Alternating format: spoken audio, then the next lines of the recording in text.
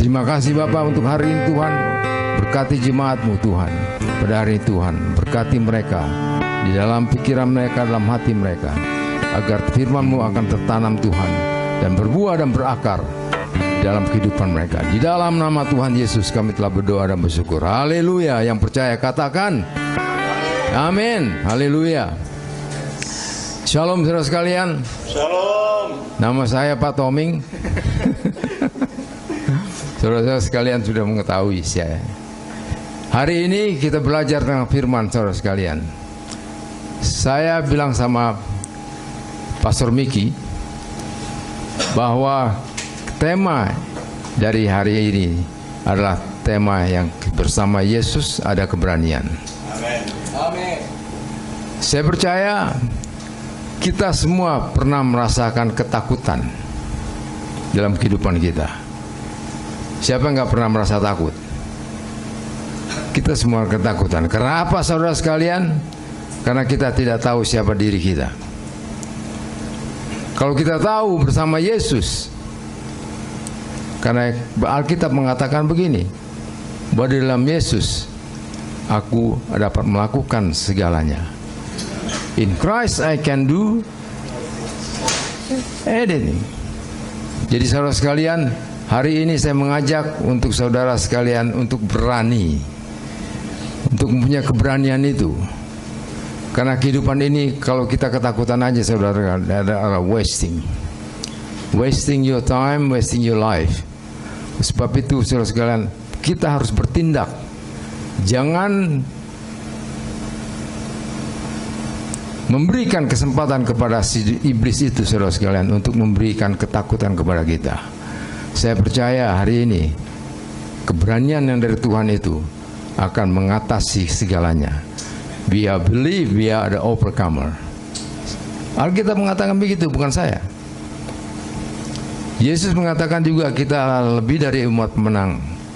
Oleh sebab itu kita mempunyai keberanian yang dari Tuhan, bukan keberanian dari kita sendiri. Amin saudara sekalian, kita membuka Alkitab kita dan membaca satu ayat di dalam Efesus pasal 3 ayat 12.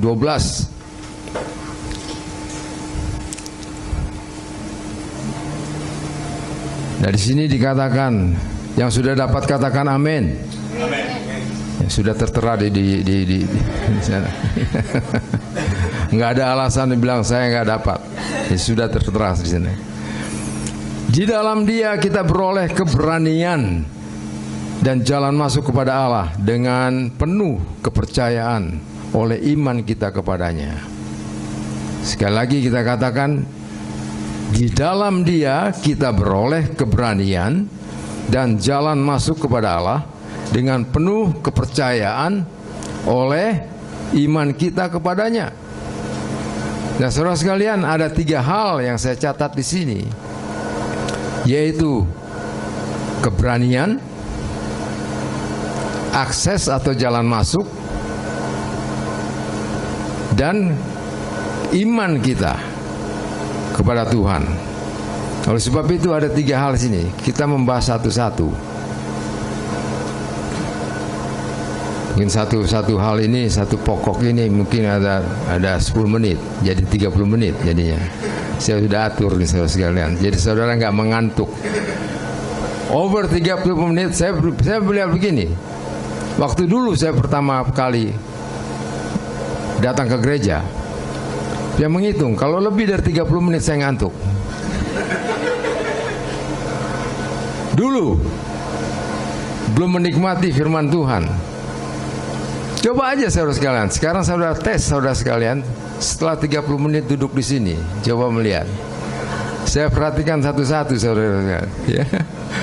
Nanti ada perjamuan kudus, saudara nggak boleh tidur. Jadi di dalam Dia kita beroleh keberanian dan jalan masuk kepada Allah, akses, dan dengan penuh kepercayaan oleh iman kita kepadanya. Ada 3 hal di sini yang katakan. Ini pertama, keberanian, boldness.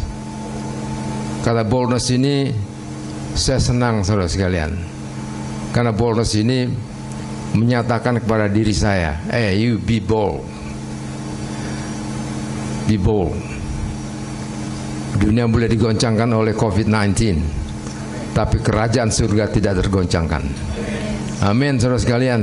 Kerajaan surga tidak pernah digoncangkan oleh siapapun, karena rajanya adalah raja yang mulia, raja yang tangguh, saudara sekalian. Boldness, ada keberanian di sini. Saya mencatat di sini ada cerita. Ada cerita dari kisah para rasul ayat 4 ayat 13. Ada nggak di sini?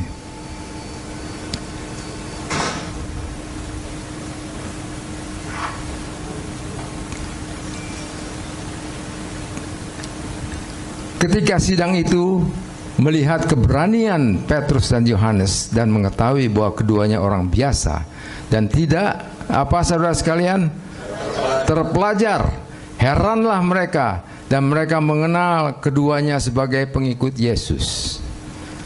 Ini pengikut Yesus yang tidak terpelajar, tapi sanggup membuat heboh pada masyarakat tua itu. Saudara sekalian, ini adalah satu kesaksian kepada kita semuanya. Kita belajar di sini.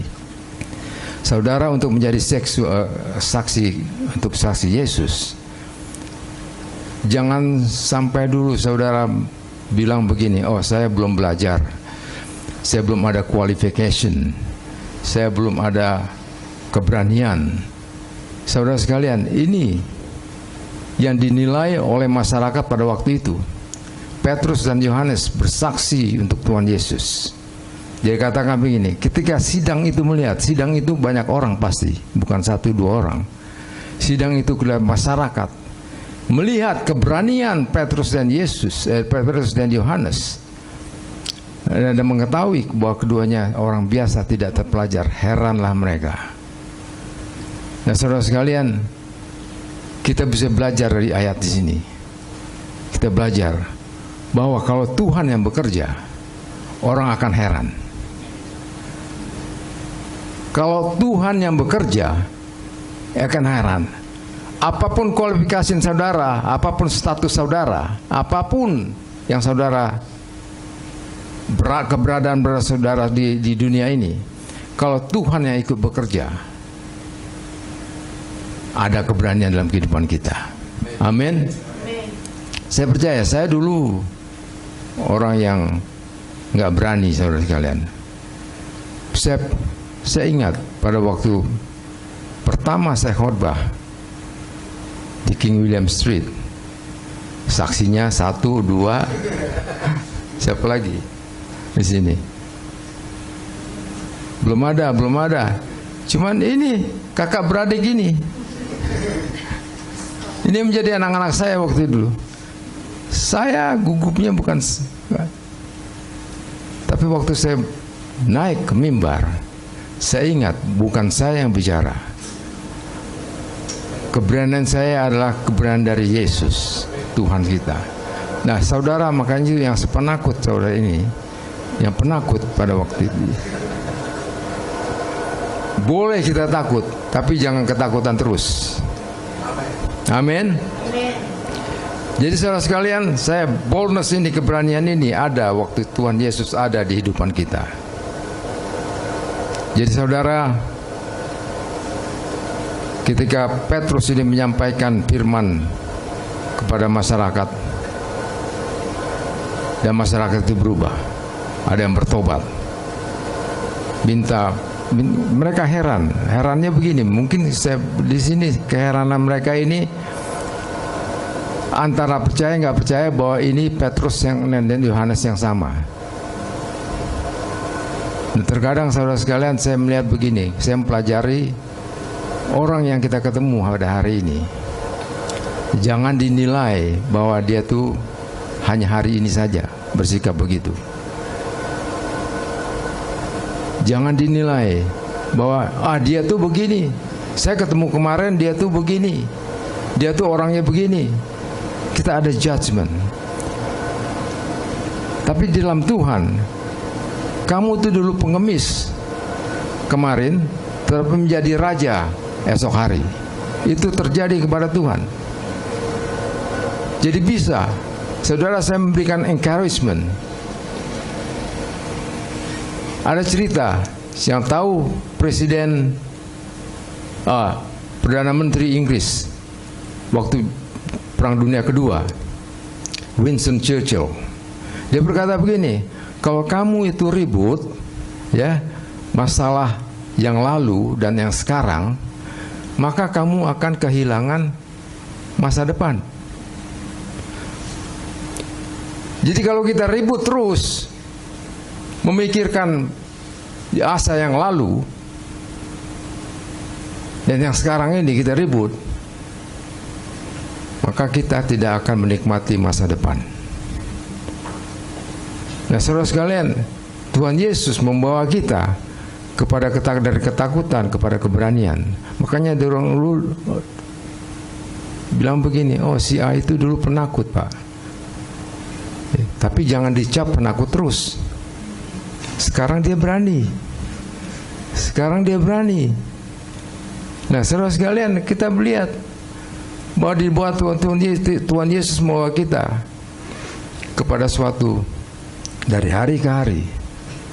Dari hari ke hari, saudara sekalian, kepada tempat yang lebih, kepada status yang lebih, bukan berkurang.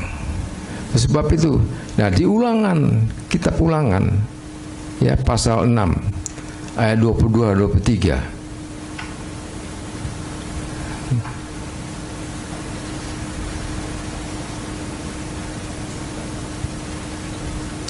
Kitab Ulangan 22 nanti 23, Tuhan membuat tanda-tanda dan mukjizat-mukjizat yang besar dan yang mencelakakan terhadap siapa? Bukan kita yang percaya, terhadap Mesir, terhadap Firaun dan seisi rumahnya di depan mata kita. 23, tetapi kita dibawanya keluar dari sana supaya kita dapat dibawanya masuk untuk memberikan kepada kita negeri yang dijanjikannya dengan sumpah kepada nenek moyang kita. Nah, ini saudara sekalian, kita di sini dibawa keluar dulu. Dikatakan di sini agar kita dibawanya masuk untuk memberikan kepada kita negeri yang dijanjikan. Saudara, kita ini, kalau saya menangkap hal ini, dari hal perbudakan kita diberikan, kita dibebaskan. Kita harus dibebaskan dari perbudakan yang membelenggu kita, kehidupan kita, agar kita bisa masuk ke negeri yang dijanjikan oleh Tuhan kepada kita, yaitu di negeri yang berlimpah dengan susu dan madu. Nah, kita pelajari saat ini, saudara sekalian, kalau tanpa Tuhan, kita tuh mau masuk aja, nggak mau keluar dulu dari masalah, dari dosa, dari belenggu kita.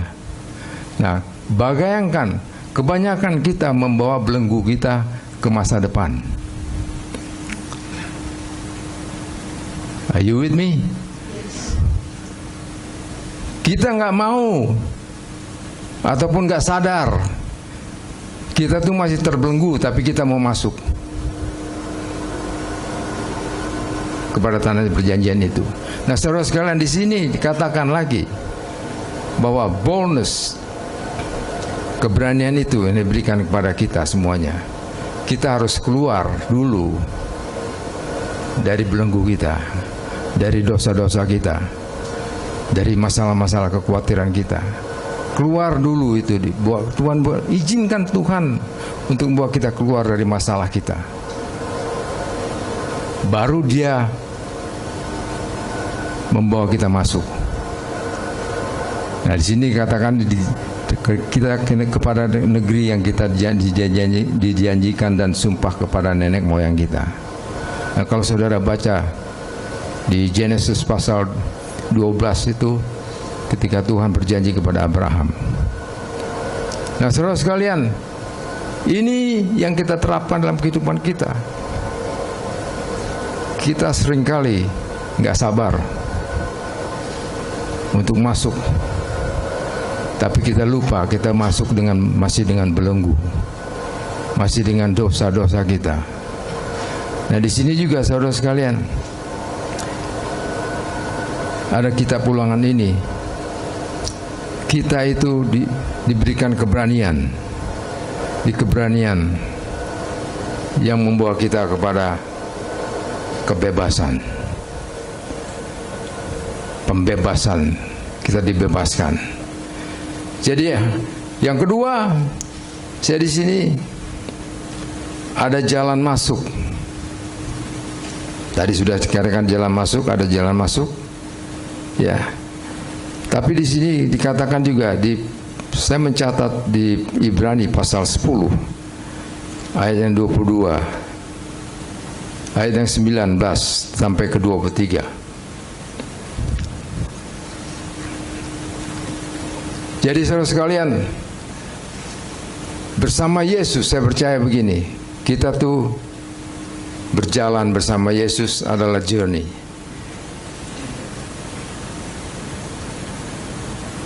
Bukannya destination. Jadi saudara-saudara, oleh darah Yesus kita sekarang penuh keberanian dapat masuk dalam tempat kudus ini, Ibrani 10.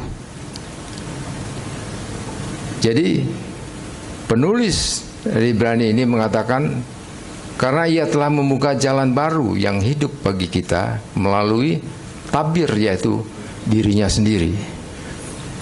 Jadi di sini saudara sekalian, penulis Ibrani sadar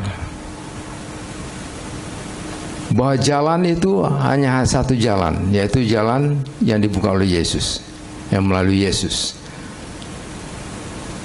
Karena Yohanes pasal 14 ayat yang ke-6 kalau salah ya, dia berkata, aku adalah jalan, I am the way, the truth, and the life.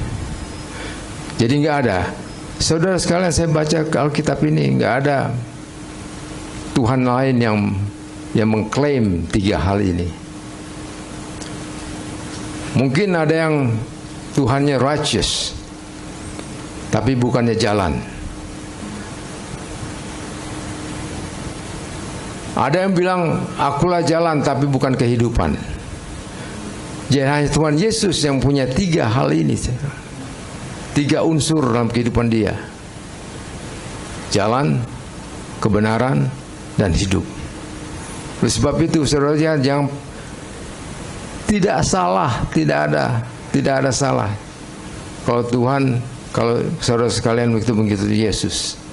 Bukan pilihan yang salah, pilihan yang benar, yang tepat dalam kehidupan kita.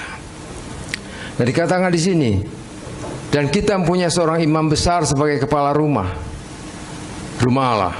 Karena itu, nah ini di sini ajakan, marilah kita menghadap Allah dengan hati yang tulus ikhlas dan keyakinan iman yang teguh. Oleh karena hati kita telah dibersihkan dari hati nurani yang jahat, dan tubuh kita telah dibasuh dengan air yang murni. Di sini ada assurance.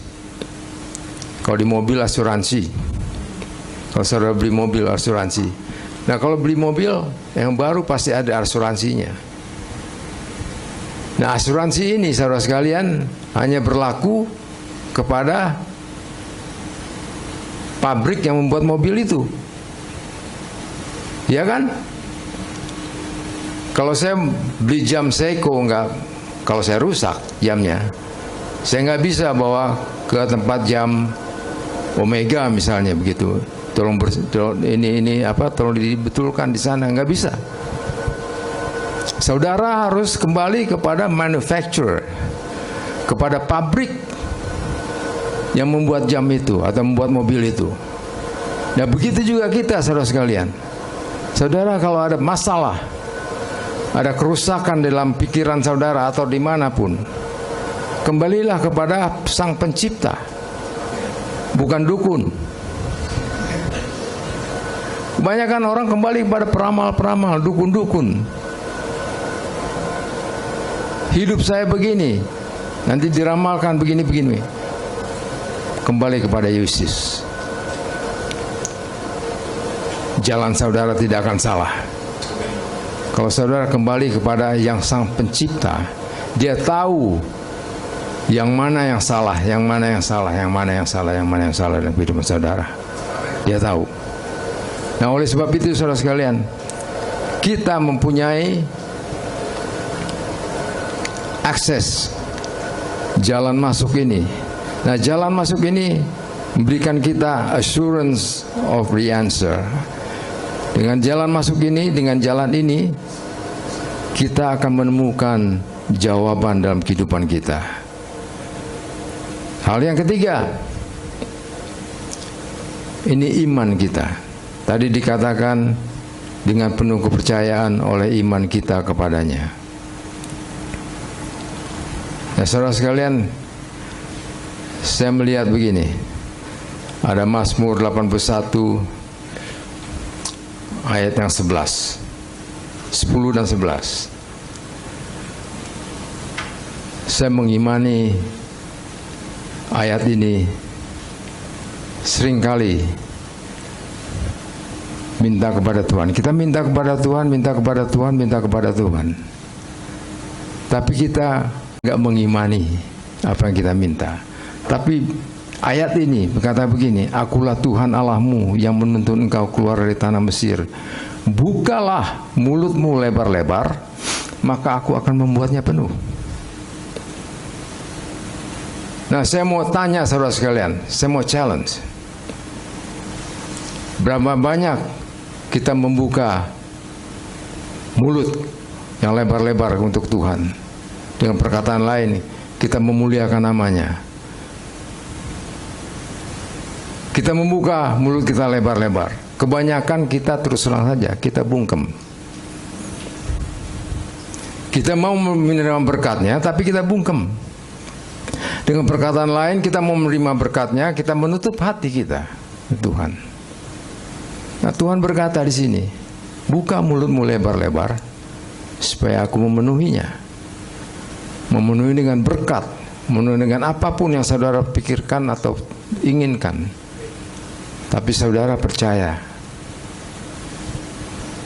mendengarkan Israel tidak suka, tetapi bukan 12, ini 11.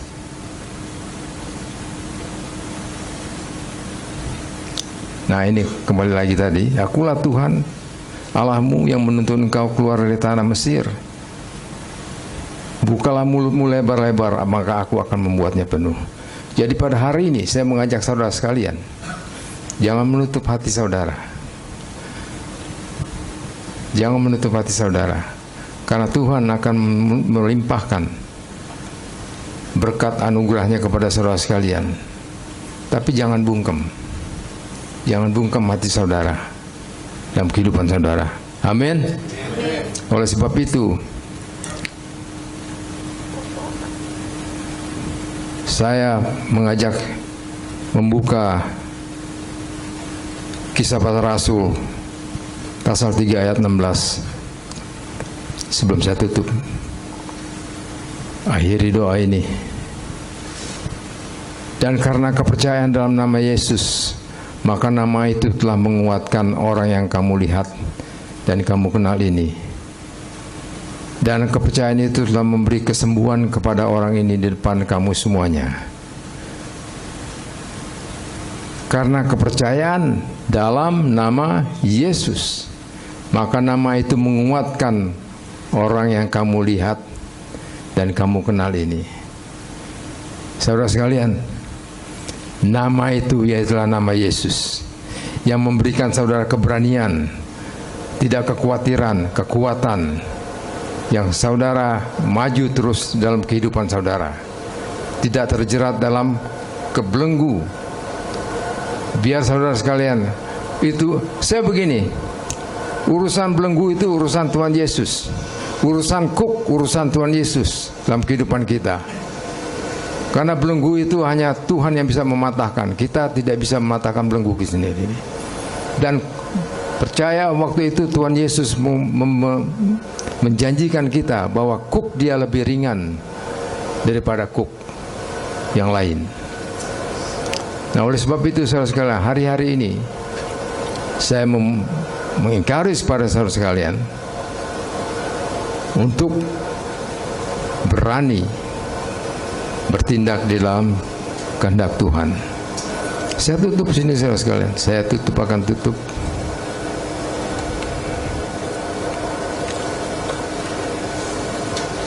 So, catatan saya di sini.